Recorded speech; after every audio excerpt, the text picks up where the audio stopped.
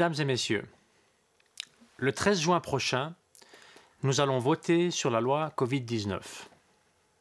C'est grâce à cette loi que nous pouvons actuellement soutenir les personnes et soutenir les entreprises qui se trouvent dans une situation financière difficile en raison de la pandémie. Plus d'1 million de personnes dans notre pays et plus de 100 000 entreprises ont jusqu'à maintenant fait appel à ces aides financières. Par exemple, aux indemnités en cas de réduction de l'horaire de travail, ou aux allocations pour perte de gain, ou encore aux aides pour les cas de rigueur.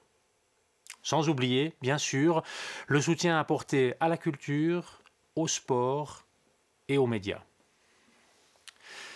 Notre Constitution fédérale permet au Conseil fédéral d'édicter des ordonnances en cas d'urgence. Et le Conseil fédéral s'est fondé sur cette norme constitutionnelle pour créer ces aides financières tout au début de la pandémie. Ces aides ont ensuite été inscrites dans la loi Covid-19, que le Parlement a discutée et mise en vigueur en septembre 2020. Cette loi prévoit aussi des dérogations pour accélérer la mise sur le marché de médicaments, permettant par exemple de traiter des personnes gravement malades. Par contre, ces dérogations ne concernent pas les vaccins qui ne sont mis sur le marché que si la preuve qu'ils sont sûrs a été apportée. Mesdames et messieurs, la loi Covid-19 est valable jusqu'à la fin de l'année. Si elle est acceptée par le peuple, les aides financières pourront donc continuer d'être versées. Mais si le non l'emporte, la loi et les aides cesseront de s'appliquer en septembre déjà, alors que ces aides seront peut-être encore nécessaires.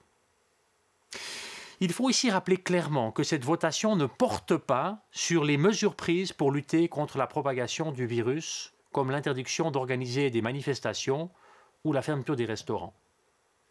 Parce que ces mesures-là sont fondées sur une autre loi, la loi sur les épidémies, que le peuple a déjà acceptée en votation populaire en 2013. Et si nous votons maintenant sur la loi Covid-19, c'est parce qu'un référendum a été lancé. Pour le comité référendaire, cette loi est entrée en force en contournant le peuple et c'est pourquoi il la rejette.